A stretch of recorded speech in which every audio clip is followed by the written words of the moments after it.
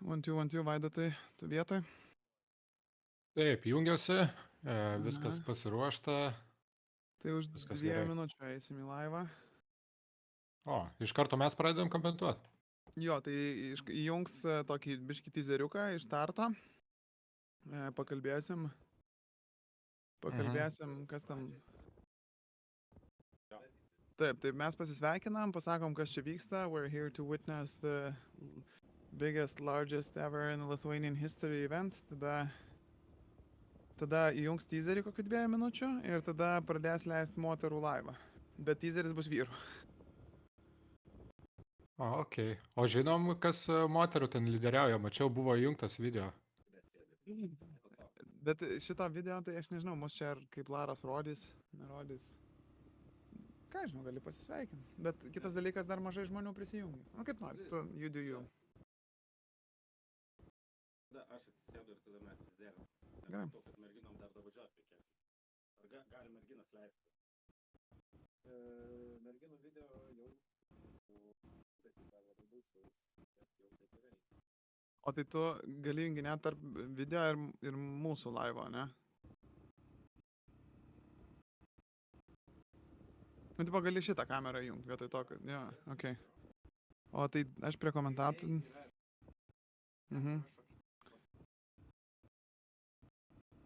Tai gal picture in picture koks bus, ar ne? Nu, va šitas, va, matai, kad jeigu įsijungi komentatorių page'ą ir va šitas visas matosi.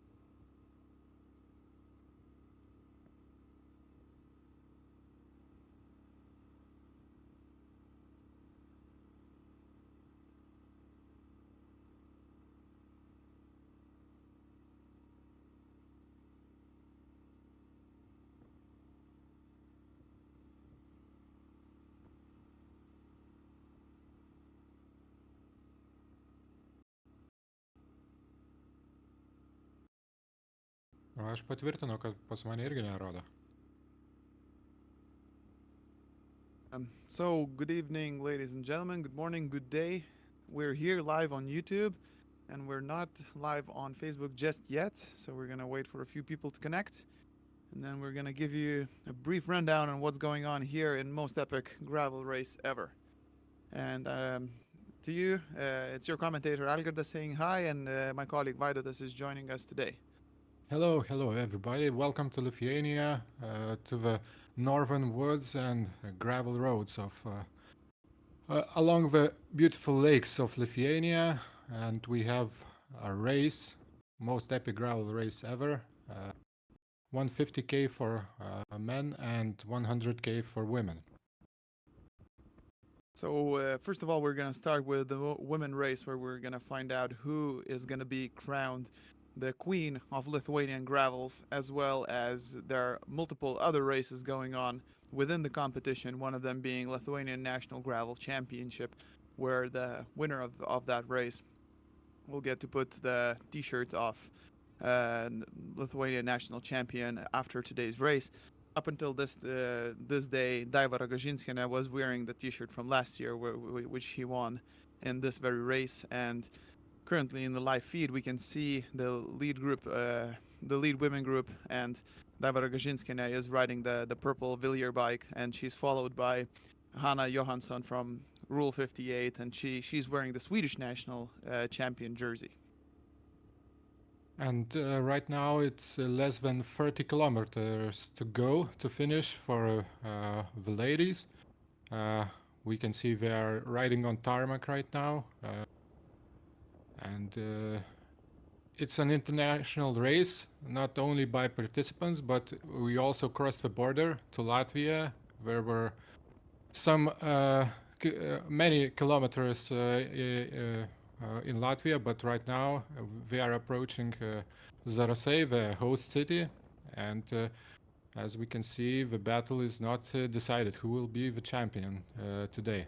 So I can see that the fifth wheel is Mrs. Konovalova, who is riding today. She came back from her sunny Spain to ride for Voltas Madaris team, and Edita Konovalova used to be a pro rider, and she's married to a Lithuanian professional cyclist, Ignatas Konovalovas. But that's not the main thing about her. The main thing about her today is the fact that she is killing it with the lead group of 5 ladies in the front, fighting for that national champion jersey. And Vaidota, you correctly pointed out that some of the race was happening in Latvia. In particular, the ladies rode from 19th kilometer to 67th, so almost 40 kilometer in the neighboring Latvia. But now they're back in Lithuania, on the way to finish and to see who is going to be the strongest. And I believe that we have a beautiful sprint finish on our hands. I'm just. Yes, Vaidota. We have also some representatives from Africa, from Rwanda, but I don't see them in the leading group. So probably the gravel roads of northern Lithuania and Latvia are not that suitable for them. No, absolutely not. But I believe that in the men's race, the situation is rather different, and we got 2 guys from Team Amani in the leader group. But we're going to discuss that once we go back to the live with the men. And now we're looking at the women race, and it's not that far away from the finish, around 20 kilometers left. So on our hands, and the ladies are doing more than 30k an hour average. So we're going to get to see that finish, and I believe Vaidoti that we're gonna see some moves just before the finish line, and those ladies who can sustain power for a long time, they're gonna try to go and then fly solo to the finish. I think so too, because on gravel, the long range attack is much more dangerous than on a flat tarmac and smooth tarmac. It's quite difficult to hold the wheel of riders in front, and as we can see now in the live pictures, gaps are appearing, and we also see some slower riders being passed. Those are men actually that started 100 race for men, but the women chased them down because we started a bit earlier. But the leading women are strong enough to catch them and pass them by without even trying that hard. Yeah, I mean, this race has a separate start for the women, and it was a very beautiful start, very emotional. I'm really happy about the fact that women got their own start, and that's a big kudos to the organizer Gedris and the team, so that they made this happen. The field is really stacked: 58 ladies, 5 international participants in the women's group, and 53 local ladies, fighting for the win. We're seeing some loose gravel and sand pit, difficult to navigate. And the reason why women started further back in time, because they couldn't draft and use stronger men to lead them. So the battle among women is fought only amongst themselves.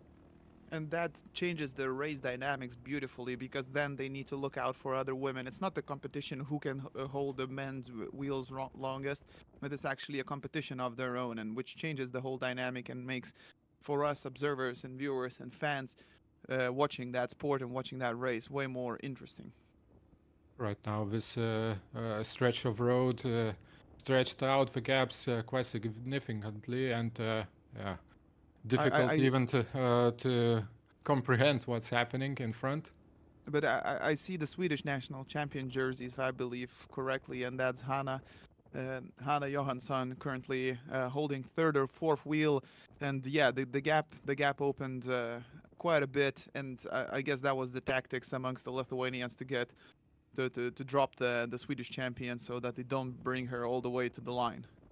Swedish champion, I had a conversation with her yesterday. She's really a big fan of gravel racing, of course. She raced in Portland, Oregon this year as well, and yeah, she really likes it here in Lithuania. She said that the forests and the gravels, the sandy bits, are quite similar in Sweden, so it's not exactly her home turf, but she's quite ready to tackle these challenges because she's used to them. Yes, now a beautiful alley of birch trees they are passing through. Sometimes we actually lose the video feed because the wooded, forested areas are not that uh, good for coverage for a mobile internet connection. But we have a map, and as we can see, it's about 25 kilometers to go to Yeah. Zarasai. So they're 80 kilometers in, and then the last gravel bit ends at kilometer 98. So 18 kilometers of road and gravel, and then they're gonna sprint roads into the Zarasai city center, and then they're gonna go onto the hippodrome, the lap where normally the horses ride today. The horses are in the form and the shape of the cyclists, and they're gonna sprint it out up to the last hill where we're gonna pick that national champion of Lithuania and the champion of most epic ride, the epic gravel ride ever. It's a mouthful. It's a mouthful, Vaidota. I'm still practicing. Yes, yes. As we say in Lithuanian, cycling is a sport for horses because you need a big heart and a lot of endurance, like a big horse. Exactly that. And Vaidota, we have another important guest here in the studio, and this is the man himself, the organizer of the race, Giedrius Chenkas. Giedrius, how are you Welcome. feeling today? Well, not so important. The most important guys are on the track right now. So yeah, it's very interesting to watch the women race. Can you update me with the situation, Algirdas? I think that Anna is dropped right now. Yeah, Anna there dropped. is a little gap, and that gap has been growing, and I believe that that's a tactical decision from the strong ladies from Lithuania to drop her. And in the lead group, we could see that Ragažinskienė is there. Daiva, the Daiva, current Lithuanian gravel championship. Daiva has done a lot of homework coming in here to Zarasai, hanging Yeah. out with Gedrus and picking Okay. the most technical parts of the course so that she knows when to attack and how to Yes. attack. So we have Daiva up front. Anna is just dropped. And do we have another woman up front? I was trying to figure out if Vilta Kraučiūnaitė was there, but I Mhm. couldn't read her number. So as long as we get the feed from the leaders, I'll be able to update you. But there are three ladies in front. I saw Edita Edita. Konovalova, yes, Shit. riding her yellow bike at the front. So she might be in the group. There was a group of five, but yeah. Anyway, Gedro, how are you feeling about the whole race, the whole organization, the number of participants, which is the record? It's ridiculous. Last year every year it's growing. It started in 2020, and every year it's growing. But last year we got almost 400 people. Now it's 600 people in all the distances, And yeah, we just gave the start to the 150-kilometer gravel earth series, guys. Like serious, they were deadly serious. I tried to joke with some Medina's joke. I don't know how to say in English. What a joke. Within jokes, Dad and they joke. were like stone faints, no emotions. And like, okay. But that was a really proud moment from my side because the whole front row was just lined up with the guys wearing international T-shirts. You know, guys from Africa, of course, giving that African flavor to this race. That is phenomenal. That is fantastic in my opinion. And Gether, what you're doing to the culture and the gravel cycling in Lithuania is just mind blowing. Yeah, yeah. Thank you. And after that, after the guys, we let the girls 100 kilometers, and the atmosphere and the emotions were very opposite. They were cheering, clapping, shouting. That was my favorite group. Right. I like it. They're here to have fun. Yeah, Although the, yeah, the women that we're seeing in the video, one of them being Dava Rogozhinskaya, who seems to have broken away from the chase group, she seems to be in the lead now, and she is determined to defend that national champion jersey. yeah. Well, quite a difficult season for the diver. She crashed a couple of times this year, but she already participated. She switched from the road cycling after a long, long pause. She used to be like professional road cycling Yeah. with the Italian team, and then the maternity leave for a long, long time, and then she decided to join gravel. Yeah, So I actually have a cheat sheet from our tour of Lithuania, and I believe that Rogozhinskaya has been a national champion for quite a few years. As a matter of fact, she has been a national champion from 2015 to 2018, just in the road cycling. And now, after a couple of babies, she is back ripping on those gravel roads and showing us that she's still got it for sure. yeah, she's ripping. Look at her. And Uh, together, how do you feel about the men race? What do I feel? Yeah, who's gonna be the strongest? Who's gonna be the Oh, I don't weakest? know. I saw there is on Instagram the recent post. I saw that 12 or 14 men now riding in the lead group. I'm happy that it's international group and lots of Lithuania actually. I thought that there would be more foreigners in that group, but yeah, Lithuanians proud of them. Yeah, Well, well, they're on their home turf, right? The walls and the trees and the yeah, gravel is helping them a bit. yeah. I definitely saw the Nicolas Roche there, Martin Pluto, Latvian, and also from Team Amani. I believe it was Seth. Yes. Um, yeah, and then the local guys and then the current Lithuanian gravel champion, which is potential winner, of course.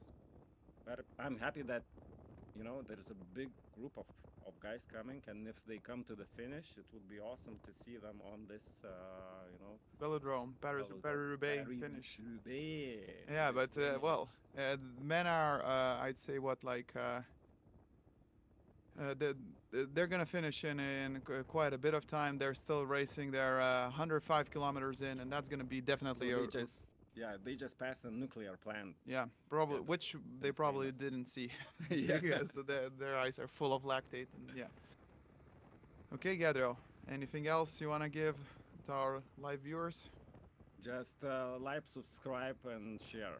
Nice, nice, nice, nice. Yes, awesome.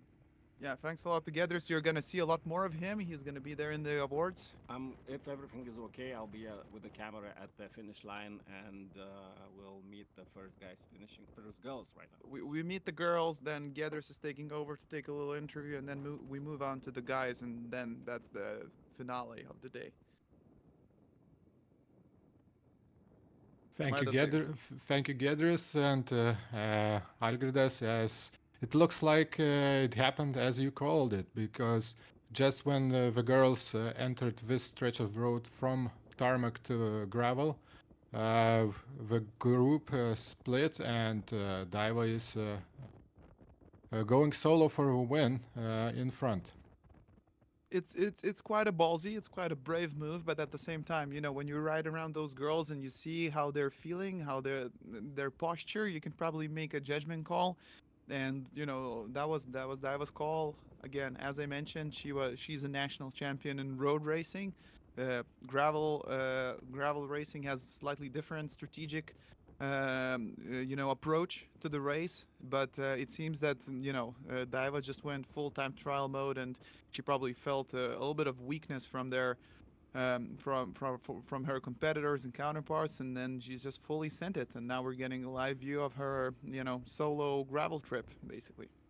What she has for sure is a lot of experience because, as you mentioned, multiple champion, Lithuanian national champion, a lot of experience riding in with other riders. So she feels the race very well and opponents. So probably she thought, uh, I have enough for this stretch of road to put the hammer down, and it was successful so far. We saw she was looking around, checking around her shoulder to see if anyone is following. But yeah, it looks Yeah, like she's alone.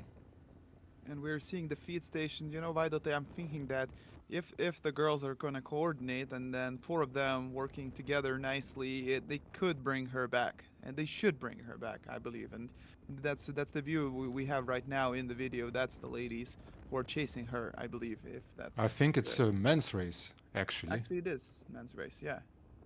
No, it is men's race, yes.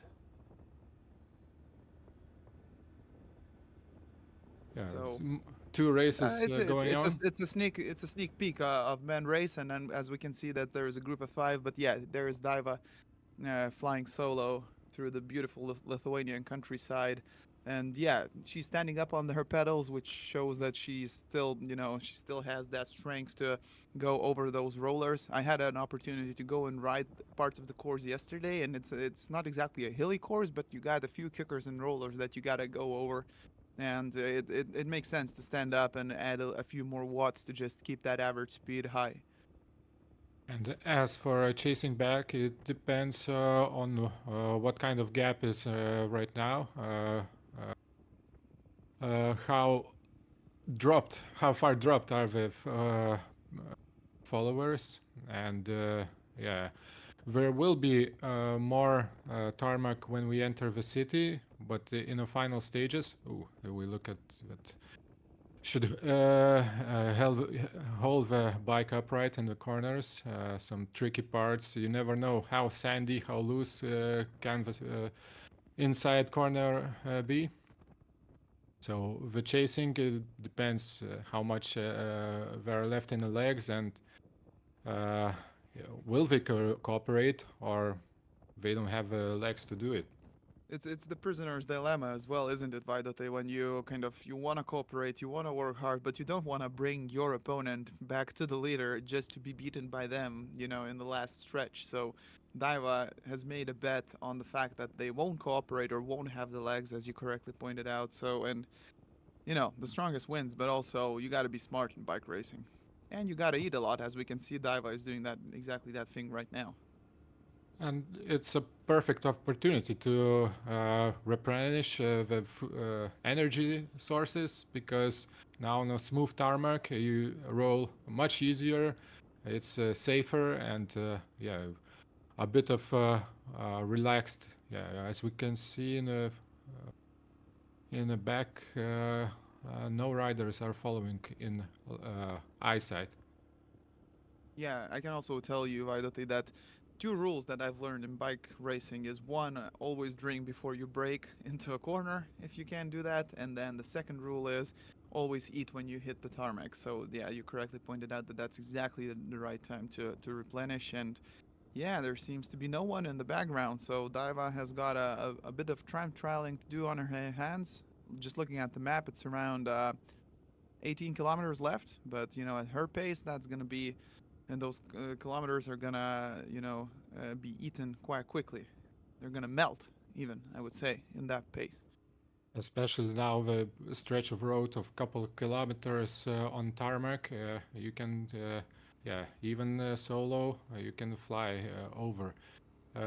And It's for the tactics, as I was racing last year here, some some amateurs do the opposite. We just ride on a gravel conservatively, and when they hit the tarmac, they just send it just full what bazooka. I don't know why, but they just hit it harder on the tarmac because maybe it's more confidence, and so.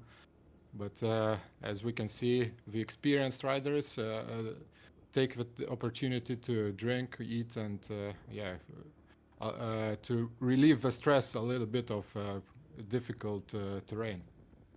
You know, by the one interesting thing I would say is that Daiva is not really sitting in the most aero position where you have your forearms laying on the hoods of the wheel, but you can see that she is definitely in a nice aero position, nicely bent over, and that beautiful Villiers bike, who she is sponsored by, she is doing a great job. So I know I'm probably not giving her any aero tips at the finish line because the lady is just flying, and I doubt that I'd be able to sit on her wheel. I wish my back was so flat when I'm riding. So no comments or tips from my side. Exactly. Well, you know, there she is. She's even standing up, stomping on those pedals, delivering that power. It's a thing of beauty watching her ride the bike, and we got introduced to her, Violet, I believe, in the Litos in 2022 in the road nationals where she rode strong. She attacked those ladies like there's no tomorrow, and she does exactly the same thing 2 years later down here. Yes, very experienced and strong rider. And now, as you said, she moved on to gravel. She also participates in amateur races, and I race in a road race in the same group. And she always stays at the front, not pulling on the front, but always fourth, fifth place, always perfect positioning among men. So Yep. impressive. Yeah, it's definitely impressive the way she handles those corners. Of course, that comes from her road cycling experience, and yeah, she is another important thing probably to mention is that Colibri cycling team is here to defend their national jerseys. The Daiva won gravel, and last year in Eimantas was the gravel champion amongst men. So that's going to be an interesting question whether this team manages to defend their national champion jerseys this year. And so far, what we've seen from Daiva, I have little questions and doubts about her ability to defend that national jersey. She is just flying today on over that washboard. Uh, um, we only see now her in front. She dropped the four companions couple about 10 kilometers ago when we were riding in a small group. But right now she's riding in front alone. We don't know how big the gaps are, but I would imagine they are growing.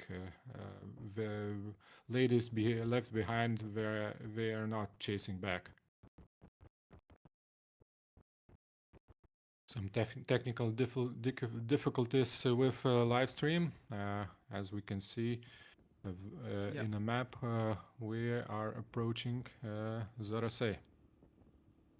So yeah, she after that right hand turn, Daiva hit the last section on the gravel road, and now she's gonna make a few turns here and there, pass a few more lakes in those woods, and then she's gonna hit the pavement, and then from there on, it's a train ride basically to the finish line in Zarasei. So I believe that if she makes it to the 99th kilometer mark, which is the right-hander onto the road, she will hold on. But again, we don't really know what's the gap with the chase group, so we gotta see where those ladies are at. But and then again, it's an interesting fight for the second and third as well.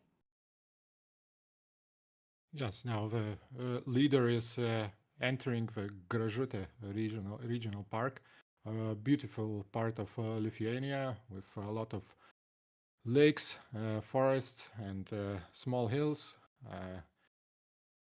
The road surface varies. There are some gravel roads for cars. Some are double tracks just for riding through the woods, getting to the lake or to go picking mushrooms. Why did they do you feel, do you have the fear of missing out not riding these gravel roads today, or do you appreciate commenting the race instead? I appreciate the comment of the race. Last year it was very very hot.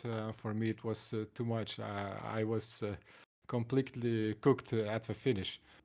How's the weather today, Algirdas? You are there. Yes, Could you? absolutely. So the finish line is actually right behind me. We just closed the curtain to show the to make it nicer. But yeah, it's absolutely beautiful outside. We took a dip, not a skinny dip, but just a dip into the lake in the morning with Giedrius, and yeah, thoroughly enjoying the nature here in Lithuania. It's fantastic. It's not too hot. It's like around 20 degrees, northwest wind, which is gonna be kind of a tailwind coming back into Zarasay for the ladies. But yeah, the weather is great. And I remember last year we completely got dehydrated and died on this course. This year is slightly better, but I believe that Daiva is bringing so much heat on those ladies that those who chasing wouldn't agree with me. I believe they're struggling in this heat too, and I wonder. Yeah, as you can see, Daiva is just navigating through the field of 100k men, trying to get to the front, and those men are trying to sit on her wheel, I believe, which is not really a gentlemanlike uh, act that they should be doing. So they should get the hell out of the motorcycle way and let the ladies race. And now, yes, Diver gapped this bunch of men, and the moto cannot pass. So I hope they will let our cameraman pass. Uh, So actually, Daiva is hitting that part of the road where she's gonna connect with where the men long course is gonna join the race. So yeah, she's still at around like 18k to the finish line. and that bunch of other race, they started 10 minutes before women's race. So yeah, it means Diva is 10 minutes faster than the men we saw in pictures. When you think about it, it's actually quite interesting that she sent it so far out. She probably saw some weakness in her opponents, and that's why she decided to open that gap and just use it to her advantage. Because we can see trains and trains now of men 100k riders who are in front of the camera. They want their camera time, right? They want their camera fame. That's why they're not moving out of the way. Yeah, that's an achievement also to ride and look back. Oh, I'm always searching for example, GoPro footage to see if I You made was it. I made it to the race because yeah, not all, especially 100k for men, we just ride here for fun. Most of them, no, we won't be able to compete for podium. So yeah, I hope the road will widen enough, will be wide enough for motorcycle to pass, because now we don't know how it's going for Daiva. But going back to your comment for the race, why she took the long range attack, I would say that especially in a more difficult gravel sector, you just ride your own tempo, and if she rode on the front, she was just riding her own tempo and maybe didn't attack. You just looked around. There's nothing, no one there behind her, so she kept doing her tempo. Yeah, exactly what you were saying. It happens a lot in the bike races actually, where the ladies they go to pull maybe for their teammate or something like that, and then they turn back and then they see that they've opened the gap, so they might as well just push it. And that's what happened if you remember in the national championship for women, where Olivia Baleshit actually went to the front to pull for her teammate, and then the gap opened, and well, you might as well go with it, right? So that's exactly the situation where Diva was in probably today.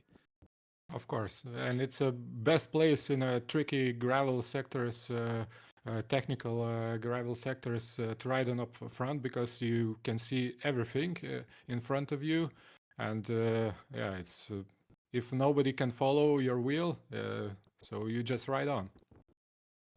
Absolutely, yes. You gotta use that advantage. I mean, otherwise, if the ladies are holding each other's wheels and observing one another, and it might be quite a tricky task to open that gap. So the moment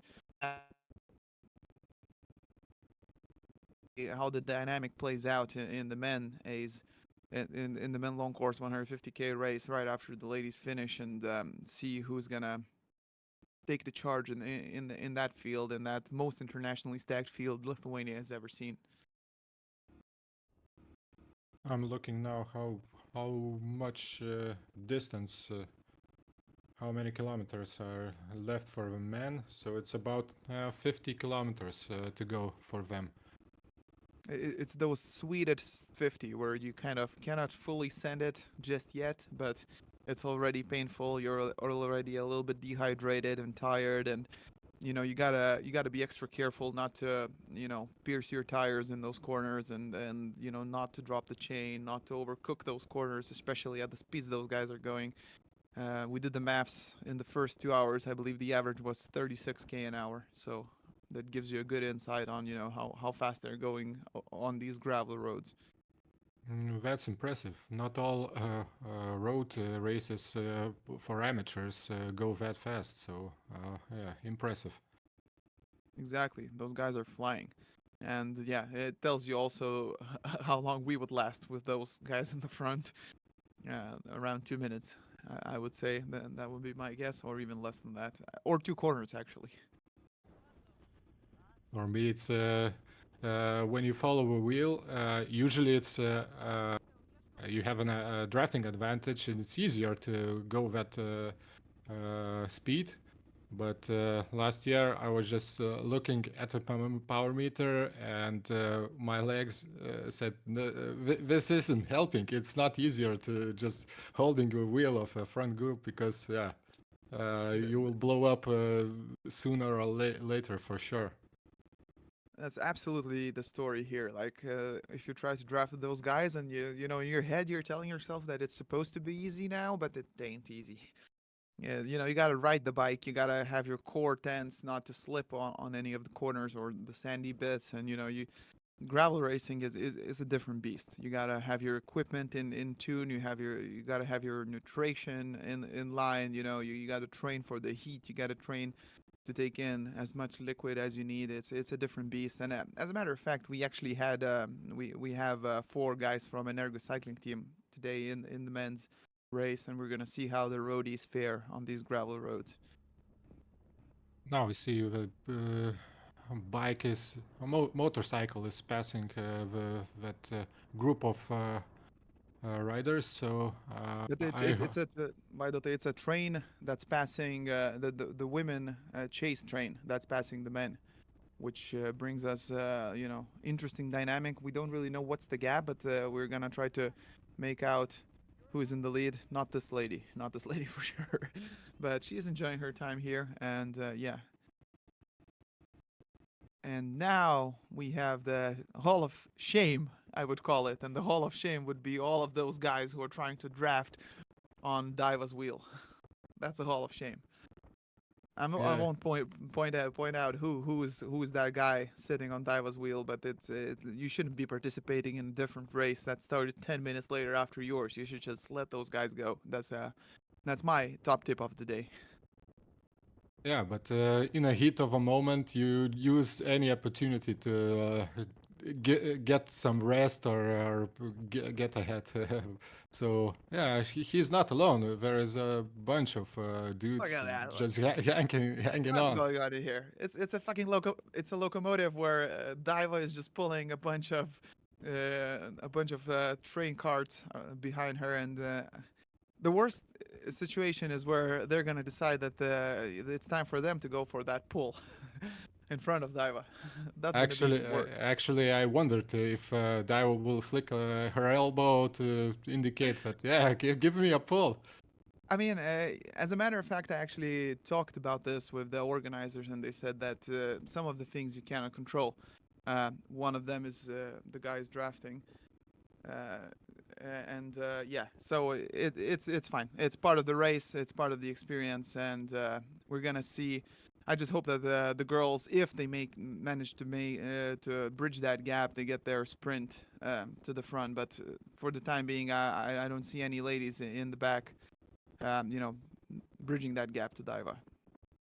And now six dudes are following Diva and moving up closer to the finish. Exactly, and that's a men 100K race, which actually, as a matter of fact, there is a national championship for this category as well. Some of the men are racing in 100, and it's 50 to 54 and 55 to 59 category. So where a national champion for the veterans is going to be picked. Their distance is slightly shorter according to the UCI regulation, and yeah, there are a few guys fighting for that age group national jersey, 6 of them in 55 to 59 category, which is really truly impressive to me. I want to be one of those guys when I'm 55 to 59 years of age, which would also increase my chances of winning that t-shirt, which are not really high these days. And then 50-54, we got 12 guys riding in the 100K distance, fighting for the national national champion jersey. Sorry. So a lot of gravel champions will be Absolutely, announced today. So it's a champions feast. some of them are still hanging on and riding on a wheel of probably, as it stands, gravel champion of Lithuania amongst women.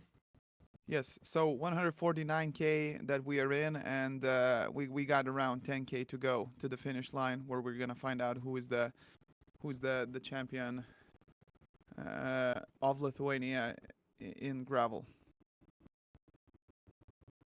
Yes, and as you approach city, the roads become smoother because they see more car traffic, more. They are not that difficult in a technical sense. Yeah, it's looking good for Daiva. Yeah, Daiva definitely has shown that she has the legs. She went fast, and then now in the screen we actually have the chase group for the ladies. We don't know how far they are out, but I don't see too much cohesion in this group. Vaidotai, what do you think? They're almost riding like 2 lane or 3 lane, where what they should be doing is a pace line and going full gas to bridge that gap to Daiva, or maybe they just let her go, and now it's a fight for the second, isn't it? Yeah, it could be also like that because if you know that to chase back and fight for the win is difficult, better is to just at least ride for the highest possible place in the race.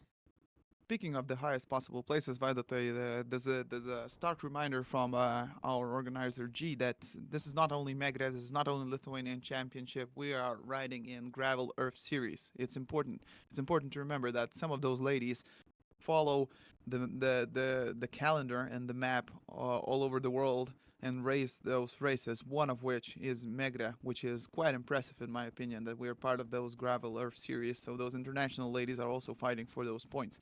So as I said, multiple races within a race, which makes this spectacle even more impressive and interesting. So everybody is thinking how many points they can score in the race. There's some car driving. That's unfortunate, but not all our roads are closed. We saw that the main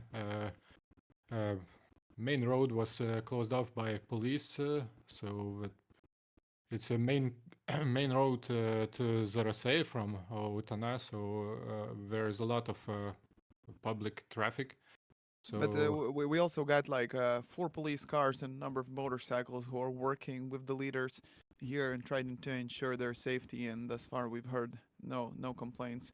And now here on the video, we're seeing the chase group for the women, trying to just figure out who are the ladies chasing and whether they're still together, the same 4 that we saw before. But yeah, we're gonna find that out soon enough. As soon as they approach Zarsay and we have a better video feed. And now, yeah, there's no doubt to me. Well, there's always a little bit of doubt, but Daiva is just flying towards that finish line. And now one of the guys is going to the front and giving a pull for Daiva.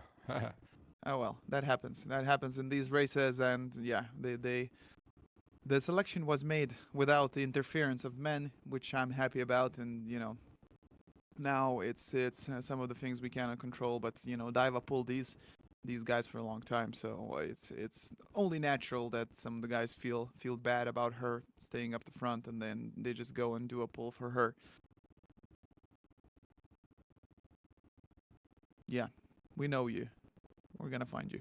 No, I'm joking. It's just it's just part of racing, and as you Vaidotai correctly pointed out, it's in the moment of heat, and BPM hitting 180s and even higher than that, you make the bad judgment call. A smooth stretch of road with tarmac, so yeah, they going really fast now to the finish. As a matter of fact, I went for a nice jog today on this road. This is a separate road development, the rural Lithuania development with a nice bike path on the right hand side. So it's not that much far left. They're gonna take a right hander, and then the Queen of Gravel in Lithuania is gonna head towards the last lap. And yeah, she. I wonder if she's getting a second T-shirt or she just brought her old national jersey, which she could wear. No, I'm pretty sure the national federation is gonna issue her a new one. I'm just hoping that those dudes won't spoil the finish photo for Daiva, because yeah, she was leading solo. It is much nicer to have a finish Yeah, photo, just only you and not in a bunch of guys. Even but especially if they start to race for a sprint, and yeah, But it can be by the messy. say, as a matter of fact, we got ourselves another race on our hands, seeing whether Daiva can drop these guys, and then just outsprint them as well. But hopefully, as you correctly pointed out, it would be nicer for them to just let her, enjoy that moment where she defends her national jersey. But yes, it could be the case where the leader just comes in hot, and then the finished photo is spoiled. But as a matter of fact, if you look at the international gravel races, that's the case a lot of the times, where the leaders are going to be finishing with the amateurs who are doing twice less distance, and the finished photo is weird. They sometimes even got a sprint around those amateurs in the last few hundred meters. That's exactly what happened in Unbound last year, and then a couple of other races back in the U.S. Mm. Yeah, so she's gathering. Daiva is gathering quite a crowd around her for the last stretch, heading in home. Uh, there is also a 50-kilometer race for the less experienced riders, or just people who want to try gravel racing. So 50k race, probably the younger a rider from younger generation that was passed a moment ago was riding 50ks today. And As a matter of fact, I saw a few of them finishing because they're right behind my back, and those guys were really happy. It's a friendly course. You do it in 2 hours. I think it's a really perfect segue into gravel racing, and in comparison, 100k, 150k might be quite a challenge for your first year, but doing a 50, that's doable for everyone. And if you feel hooked, and I promise you will feel hooked, you're gonna be back here next year for more. Unless you're like Vaidotas and you start commenting the races. Nah, that seat is taken. Sorry, guys. So yeah, there we go. They're in the last stretch on that paved road, and we promise you guys there's been a lot of gravel. This is just the last bit that's paved coming into town, and then it's gonna be the finale for the ladies, where they're gonna do a lap on this course, and then just do a little climb into into the fame. And I bet you, Vaida, that she's gonna outsprint these guys. I'm hoping for that too, because yeah, right now another a guy went to the front, gave a pull. Now he's backing off. Yeah, Yeah, it's like a bunch of Gregarios going and working in her favor. But you know what can you do? These guys are also racing their own race, and it's not like they could not sit on her wheel, or maybe they could. Yes, yeah, so we're heading towards the last bit of this race, and as you can see on the map, there is this like Paris-Roubaix style hippodrome, velodrome for today, where we're gonna see the riders do that one lap on the gravel and and go into the finish. yes. Now it's outskirts of the city. One of the roads, we can see, the road is not closed. The cars are moving on the opposite side. But the groups at this point of the race are quite small, so I hope it won't be an issue. But yeah, you have to be careful. That's part of gravel racing, Vaidotai. I don't think a gravel course will ever be closed off to the whole route, but so far the times that I've raced in this race, I felt safe, and I think the organizers definitely put in a lot of effort to put out the motorcycles, the police, the signs which say that there's a bike race ongoing, and then it should be all right. Plus, these guys are just going at the speed limit, if not over it, and embedding into the town, so any of the cars, it shouldn't be their way. It shouldn't be a problem. Look at her fly, man. It's a thing of beauty. That lady riding her bicycle. Yeah, Yeah, so, she is. those guys here are leaving a gap sometimes. They cannot sit right next to her when she takes a pull. It must be the red shoes, I believe. And yeah, now we have the live feed with none other than Giedrius, Runas Glaudelis in the background, always there to cheer and support and coach people. And Giedrius is gonna take a very hot interview as soon as Daiva Ragažinskina crosses that finish line, and we can hear how she did, how she feels about it, and yeah, how she is definitely defending her national champion jersey for another year. We heard Gedrus tell that this year was not that fortunate for Daiva. She had a crash, but in the gravel, she does very well because a month ago there was another gravel race organized by the same Gedrus, Velo Peak 500, and she won the women's category. So she will be back-to-back champion of the most important gravel races in Lithuania this Ar- year. Arguably in Eastern Europe or Central Europe, even now that we've gone international. And here in the live feed, we can see the Arunas Glaudelis' dog and Gedrus as well, as we are heading back towards that finish line with Daiva charging and then the supporters sitting on her wheel, looking at the map. She's coming into the city center. She's gonna make a right and then come down into the Zarasa Island, Zarasu Island maybe, plural, and then yeah, she's gonna cross the line. And now the video is changing to the men leaders. It's not. Actually, it's not. We are looking at the woman coming into that right-hander where we're going to see Daiva enter into Zarasei and into that little island, which is right behind my back. Vaidotai, how do you feel about Daiva's win? Do you think her preparation and a new bike sponsor and doing a recce, riding the course last week, is that all that contributed to her win this year? I think she's in flying form, and she proved that she was the strongest here today. Even now, a fan club formed even to support her in Actually, the that last right-hander kilometer. on exactly that fan club, I don't think they managed to bunny hop over that right-hander because it's quite a tricky one. Actually, I rode it yesterday, and this lawn, you gotta hold that wheel real tight not to flip over. And kudos to our motorcyclist with the live view. He is doing a really good job. And now, As you can see, they're actually riding behind my back right now as we speak. I'm gonna take a quick peek through the window.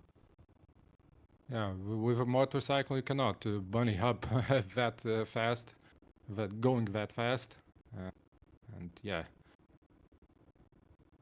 Some guys are holding for dear life on a wheel of Daiva. So there are three guys sitting on her wheel. She didn't look very happy, but she's also probably ecstatic in her heart because she is bringing it home for Colibri Cycling 2 years in a row. Daiva Ragashinskina is definitely going to be crowned the queen of gravel here in Lithuania 2 years in a row. That's spectacular, Vaidotai. Yes, well done, well done. Chapeau, as we say in cycling. Um, but we're going to have a sprint on our hands, I believe, too, no? It seemed like Uh, I it's a, would not like to see that somebody just pips her on a finish line, just like in a real sprint. half wheel. That's she's pulling. Yeah, so they're taking that right hander and hitting the hippodrome as it's normally used, but not today. Today the horses are the riders, and the strongest of those beautiful race horses is definitely Daiva Ragažinskina. She's strongest amongst men. And if the men leaders caught up to these guys, I doubt that they would sit on their wheel. But they managed to observe Daiva Ragažinskina, the 2 times national champion, from up front, which is great, I think. It's a best place to see the champion in action. Yes, Exactly. but for us, it's maybe the view is too crowded. But for them, it's a perfect experience. It reminds me of those fans in Tour de France who just try to run next to Pogacar and try to touch him. So these guys are even on their bicycles trying to observe the strongest rider of the day.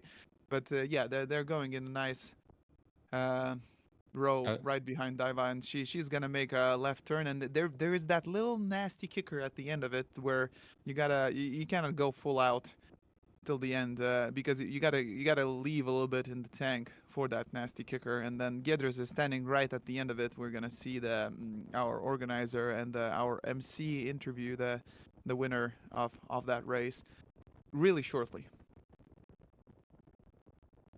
I think Daiva is doing a correct thing that she's leading this group because And yeah, there she you is. don't. She's going up that hill, and that's gonna be the end of it. And then we're gonna see the finish. Giedrius is right there. And yeah, congratulations to Daiva Ragažinskina. She is 2 times gravel champion. There she is, leading the charge and outsprinting the man. And the supporters. Can we do it twice for the picture now again? And then we're moving to G. We are giving mic to Giedrius.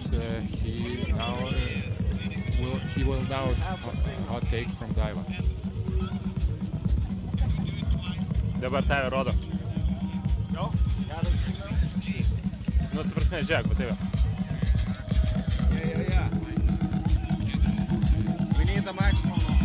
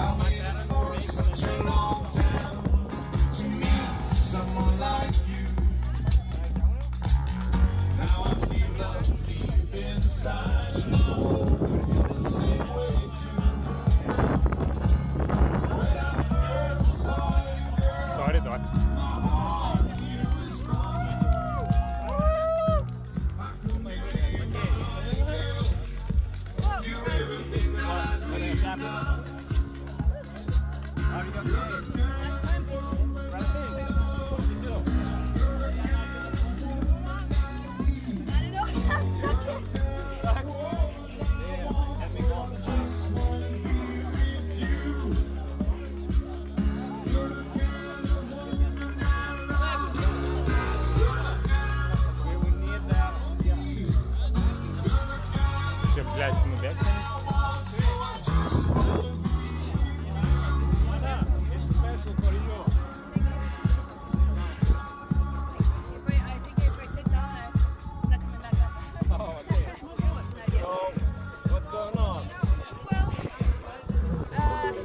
I fell on my own tactic.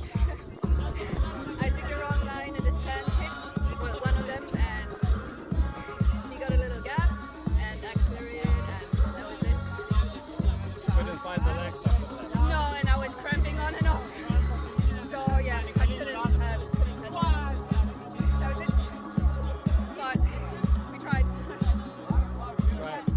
That's very good. You made a proper competition. Thank you. I enjoyed it. How's the swamp? I knew what was coming. I had practice, and it was pretty quick actually. Yeah, we knew exactly what to do, like cyclocross style: jump off, run, jump back on, go. Yeah, that was cool. Well, later on, no problem with the rounds. No. You mean with finding it? No, nothing. It was clearly marked everywhere, and yeah, very good course. Good course. Yeah. Okay. Recover and speak to you later. All right. Thanks. Yeah, thank you very much for participating here. Yeah. Thank you. Pleasure. Thanks for having me.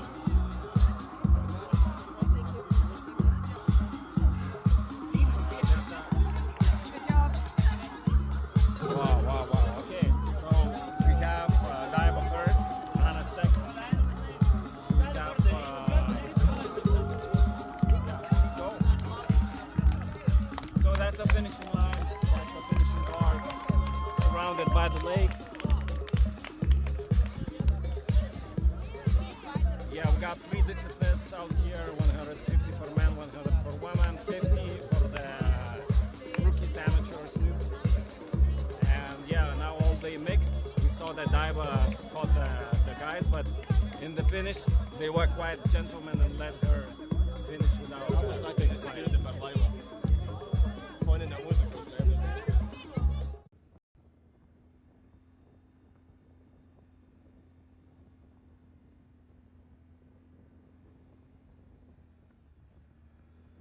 Okay, ladies and gentlemen, back to the studio. Vaidate, you still here?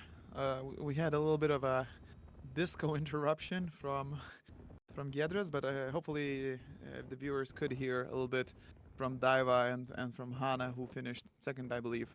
And now we're gonna jump straight back into the men's action, the main action of the day, to see who is gonna be crowned the king of gravel here in Lithuania.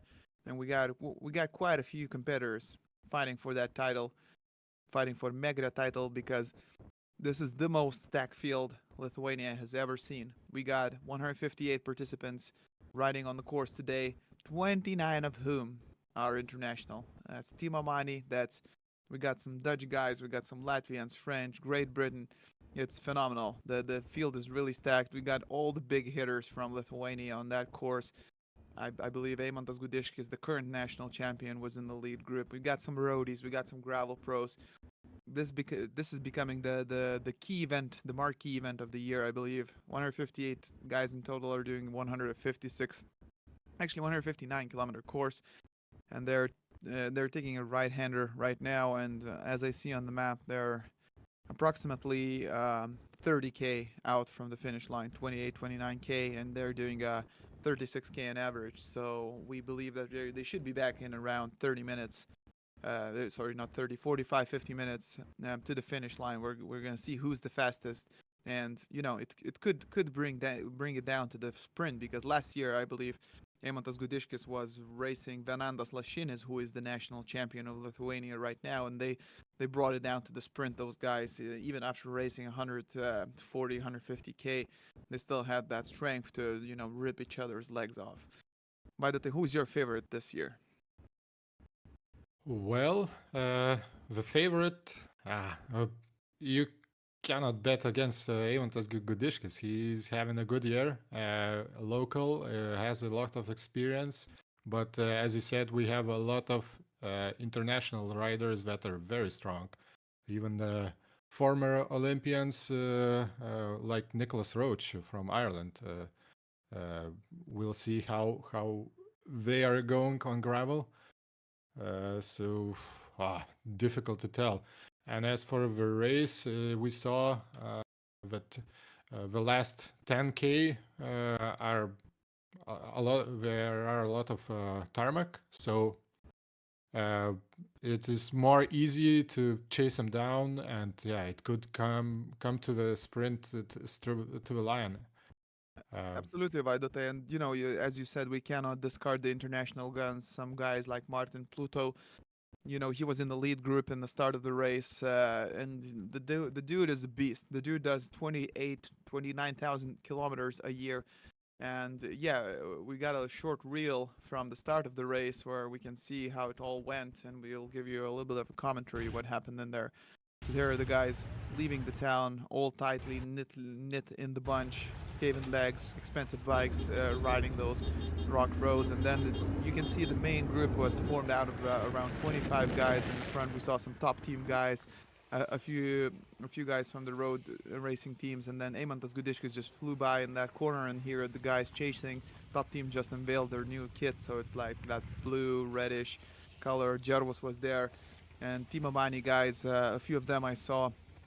Quite easy to distinguish those guys amongst all the white kids on the block. So it's the first time, I believe it's the first time that guys from Africa are racing Lithuanian gravel roads. So guys in purple are in Bianchi. That's the Nicholas Roche guy that you mentioned today, and then Andris Vosakalns, the previous gravel champion, is here. Vladas Jurkevičius here in rocking that Fakile jersey, representing. So that's a tight group that was there in the front in the first few minutes of the race. And yeah, we're gonna show you these shots while we introduce you the other big hitters who can win today. And I think Piotr Havik is definitely worth mentioning, the guy who is riding for Classified Really Factory team. The dude was 14th in the Rift Iceland race, where a couple of Lithuanians also took part, but the main achievement of his this year was 4th in Unbound, the biggest gravel race of the year in the United States. And this guy Piotr Havik is training a lot with Chad Haga, who was the 2nd in Unbound. So he's definitely one of the big guns. And of course there are a lot of black swans, a lot of Lithuanians who could hit it really hard. And we got a few roadies in here who are racing for the Conti team, like Edouard Bonnefoy, who is racing for the Conti team in France, 25 years of age. So yeah, it's going to be interesting once we get the live feed. It's going to be interesting to see who can deliver today across the finish line, by the way. Okay, a quick note on the total size of a field. It is 158 participants started today in this 150-kilometer race, and it's more participants than in the Olympic race, men's Olympic race that is taking part right now as we speak, where only 90 riders are participating, I think, due to the restrictions of Olympics, how many people can attend. By the way, I just got a quick question. Do you have it in the background, the Olympics going, where we don't have the live feed for the Megre? Or are you fully committed to this one? One tab of my browser, displays that race also. Just in case Matthew Vanderpool shoots an early attack. It's a beast of the course. We're gonna watch it here after the Megre guys come to the finish line. But yeah, it's a lot of good cycling this weekend, and it's worth mentioning that there's gonna be a lot of more of Vaidotas commenting tomorrow as well, right? Right. Tomorrow, women's Olympic road race will take place, and I will be commenting in Lithuanian, of course. One of our best cyclists right now, Rasa Lelyvytė, will be competing among the best women on the road tomorrow. There we go, Vaidotai. Now we're back to Megre. Now we're back to action. And we got a 5 guys riding. That's an important thing. I could figure out that Nicolas Roche was there, Eimantas Gudiškis was there. I wonder if that's the lead group, but the Laros, the main organizer of the live stream, saying that they're in the deepest woods right now. So that's the problem why we're not getting the live feed yet. Elon Musk, please take a note. We need some Starlink connections here. We need that live feed to know who is in. Yes, but forested area is difficult for radio frequencies, and it's a regional park, beautiful areas, but for live streaming, it's not optimal. So yeah, What is optimal to replenish your salt is mineral water Vytautas, a proud sponsor of Megre. oh, nice transition. A little bit of product placement, but everyone knows Vytautas. Everyone knows that that's the way to go. Before the race, before the party, after the party, any occasion, family, friends, overnight, gravel racing, Vytautas is there for you. Anyway, the work for Vytautas is done, and now let's get back into the action for the gravel racing right here. We can look at the map. We can look at the map and make some estimations. We can make some guesses as they're passing by this lake called Šventas, or Holy in English. They're just breaching that 135-kilometer mark, and then that's approximately, if my maths are correct, 25k to the finish line, and it starts to burn. It starts to burn, and at that point in the race, I believe that 25 is not close enough to send a flyer, but you gotta keep that pace up so everyone else is working hard. And Eimantas Gudiškis is actually a specialist in those situations. He can hold the wheel, he can strategize really well, and then he can send this powerful 15, 16, 1700 watt sprint into that hill. So I'm a big fan of sprints, and I hope that this is going to come down to a sprint where Amos just rips everyone else's legs off, or maybe there's a black swan in the field. Maybe the roadies are going to be still in there with him, like Rokas Kmieliauskas, who's been fantastic in the Tour of Lithuania earlier this year. So there are a lot of guys who can make the sprint, and I hope we're gonna get to see that Paris-Roubaix kind of Van der Poel, Jasper, Wout van Aert finish as we saw a couple of years ago. So yeah, 5 guys in the lead group right now, I believe. As for now, it would be good to see the live pictures. We only can follow along the map right now. The 2 courses did not join the 100k and 150k, but it's about the distance where Daiva Ragažinskienė went clear in a women's race. And as I heard from an interview with second placed Hanna Johansson from Sweden, she said she just hit a sandpit in a bad way, slowed down.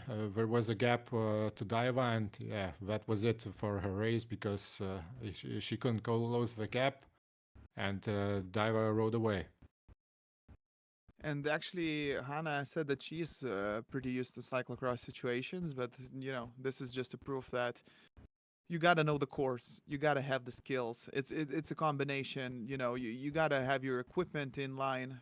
You cannot break down in the middle of the course, and also the nutrition, your fitness, everything comes into play if you wanna lead this race and win at this race. And as we're gonna see in the men's race, first of all, it's a race of attrition. Who can even remain in the selection? Who can make it to the first group and then stay in that first group, and then the attacks start going? And I believe we have the live feed just to see what's going on right now. There we go. We're back in the Talachka game. is in the group. Yeah, so 527 Rokas Kmieliauskas, the dude that I mentioned, he was a beast in Tour of Lithuania, and right behind him we can see Talachka, who is the most impressive bike handler. And then number 74, Dan Grossmans is, yes, he actually, it's not him. I think it's a guy who stepped in instead of him. But these guys are from Classified Ridley racing team. Some of them are in Belgium, some of them are in the UK.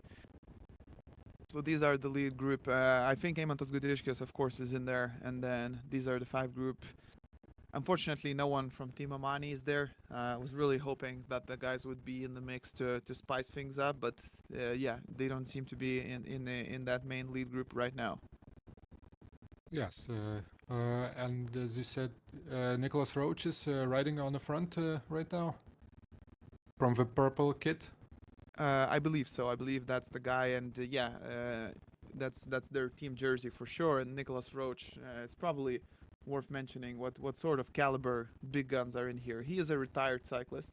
We should start with that. But the dude is he has been a professional from 2005 to 2021. He won 4 stages in Vuelta. He participated in 4 Olympics that are happening right now, and he's a 4-time Irish champion in both time trial and in road racing. So definitely a guy with a long palmares is here to race in Lithuania, and yeah, I think he is up here in the front.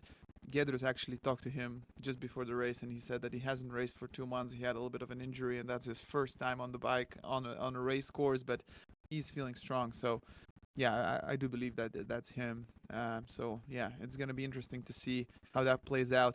But again, needless to remind you guys that it's a lot of payment at the end of the race, and then we got Eimas Gudryškis with the mightiest sprint of all. We got Rokas Kmieliauskas up in that group, and I believe that the second guy in Ridley would be. I'm not seeing Martin Spluto, which who was one of the race favorites right there. So that's an interesting development here. So yeah, Vaidote, it's an interesting group for us to see towards the finish line. What are your thoughts about this? It looks like as it was in a women's race when we started the live coverage. Also, 5 sports people were in the front. Right now, on a wider gravel road, everybody's just we saw started eating, drinking, looking around. What the next move will be?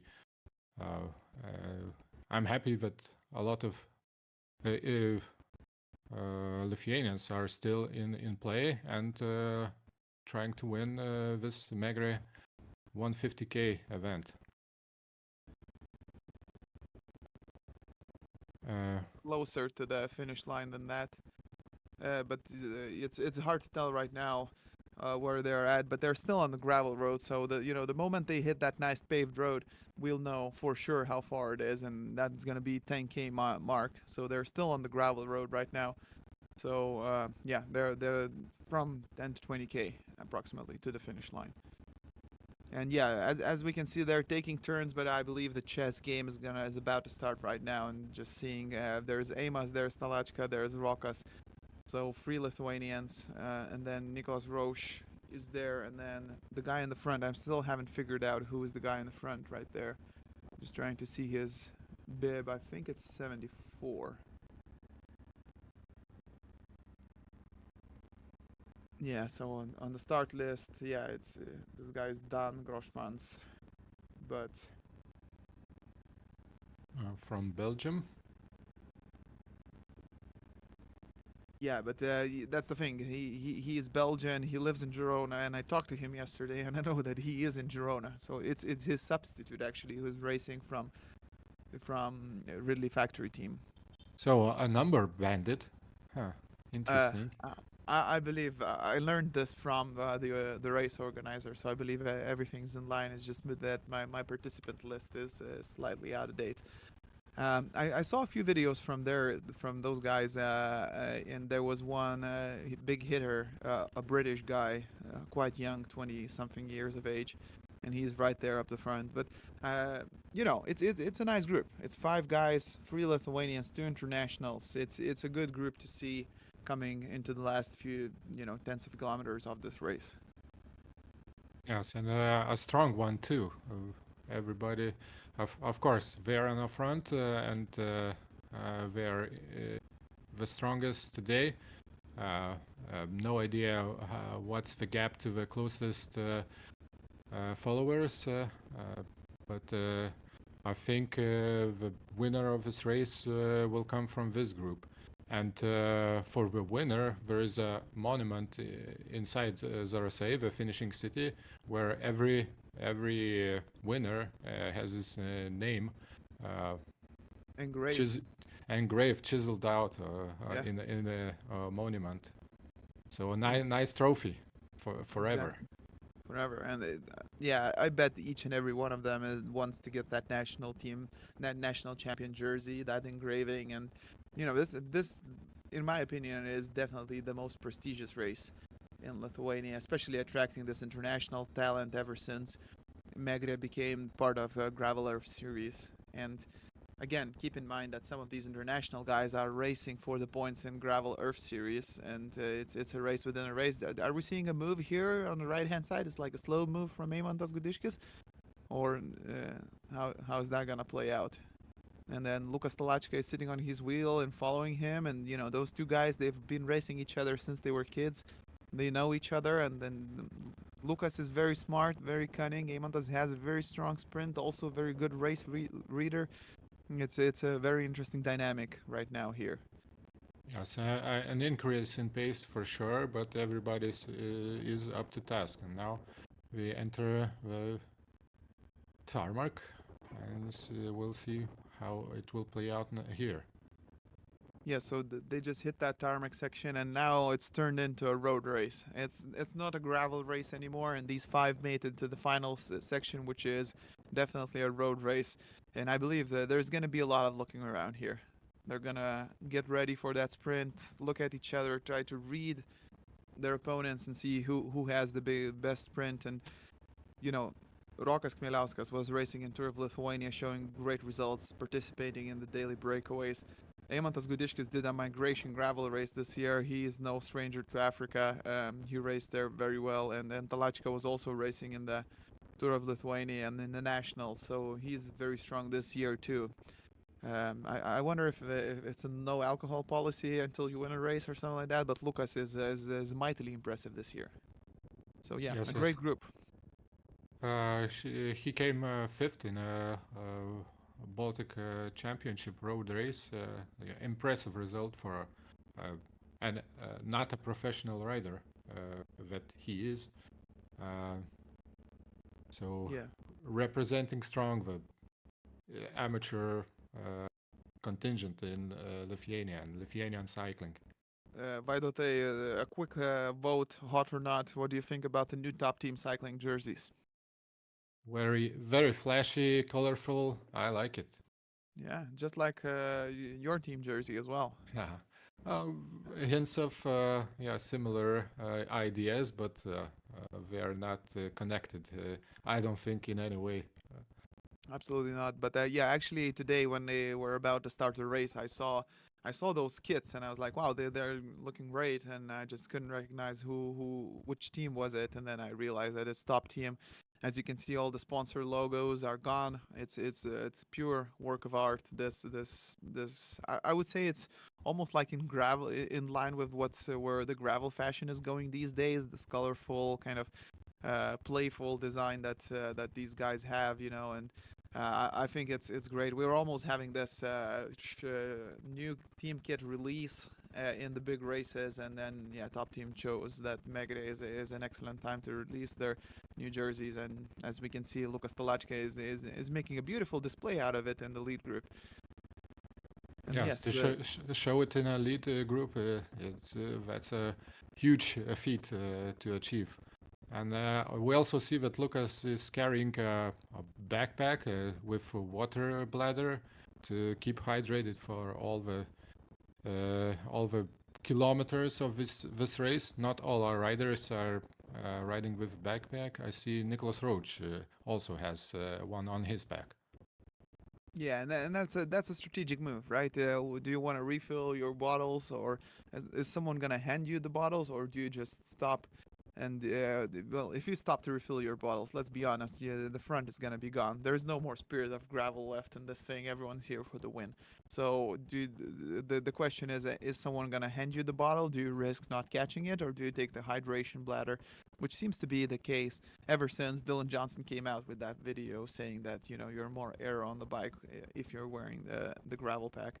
But Vaidotai, the new trend in fashion is actually the gravel aero suit. And while we were talking about it, number 74, the impersonator of Dan, is actually seems that he's running low on those fuel fumes with no hydration vest, by the way. Could be that he ran out of hydration, and maybe the legs just cannot keep up with leading group, the pace of the leading group. Yeah, it must be eye-watering, that pace. Even making to that group is quite tough. Sitting on the wheels of those guys, I believe that they're holding in the region between 270 and 300 watts, just cruising without attacks onto each other, and it's around 4.2 watts per kilo for some of those guys. So yeah, and they're in the open fields of gravel, coming back into the city of Zarosay soon enough, where we're gonna find out who's the winner, and it seems that we're gonna be picking not out of 5 but out of 4 of these guys. Back wheel just slipped for Nicholas Roach, but he held it upright. It's about 15 kilometers to go from this point. So, and as we know, gravel ends quite soon.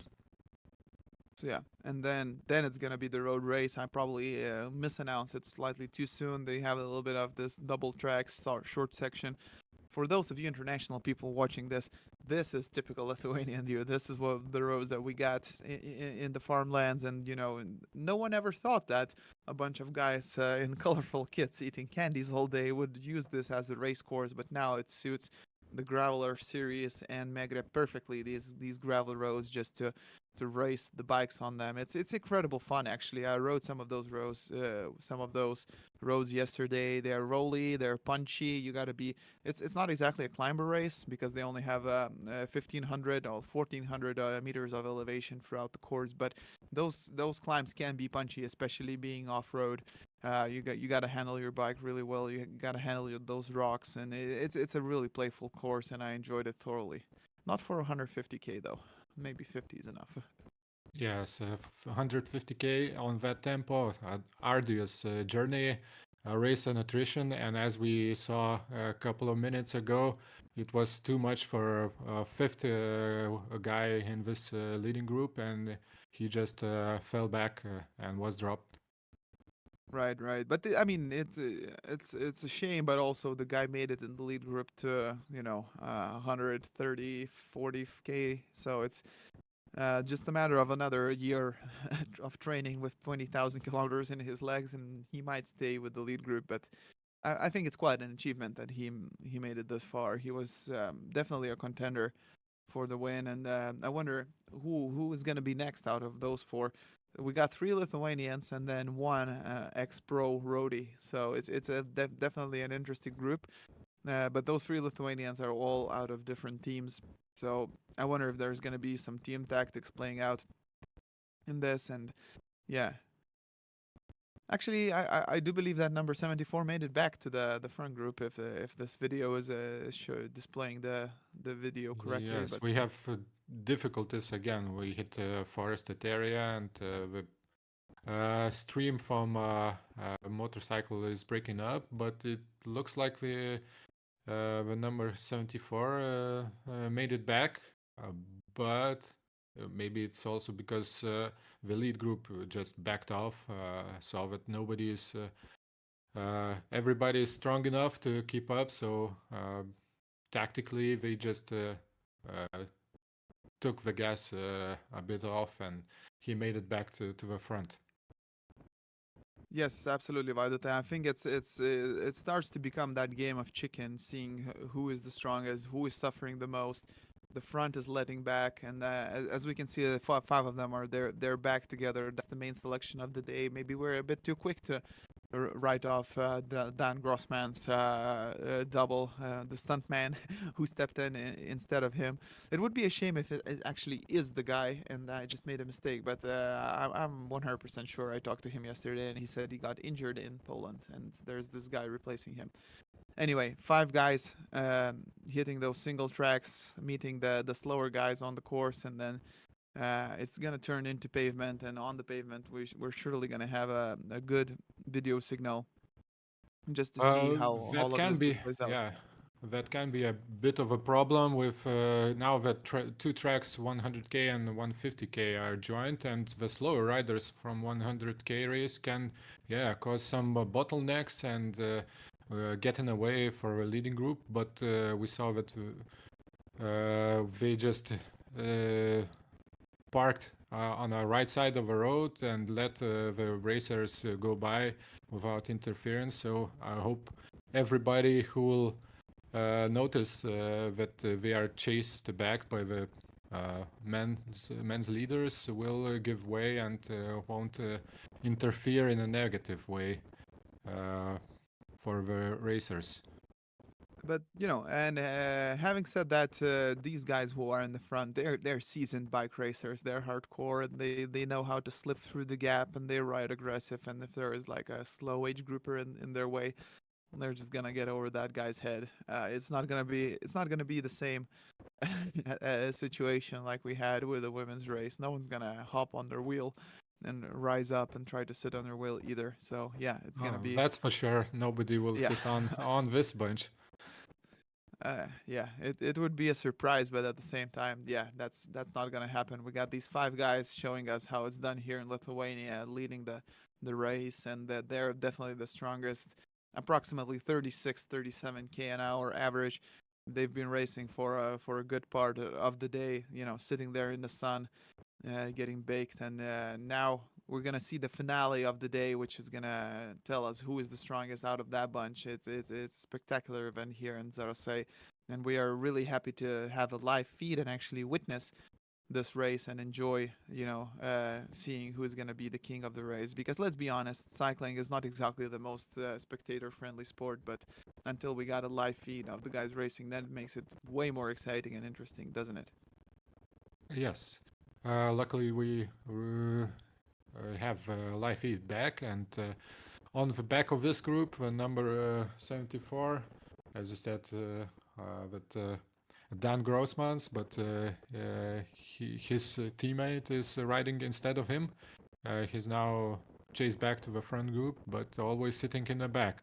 And I guess if some attack will come from the front, he will drop back again. But who will take the initiative and attack?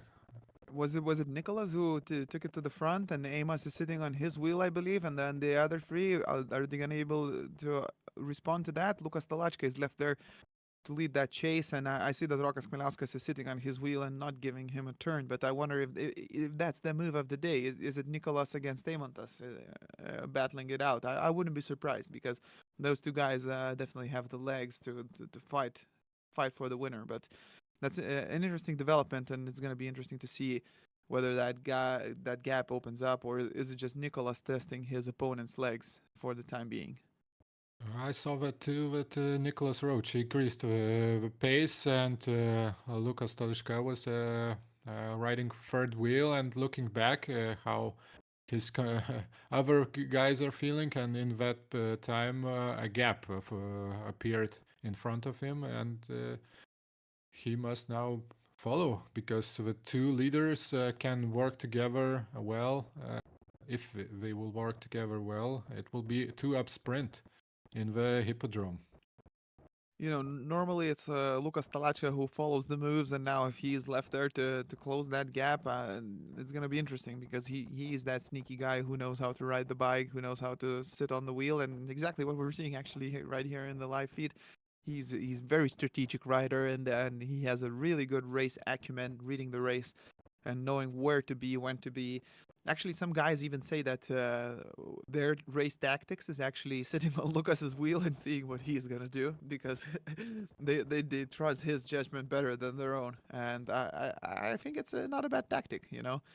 But yeah, there are five of them bunched up together, finishing those last few bits of gravel just before they hit the pavement, and then we're gonna see the finale of the day.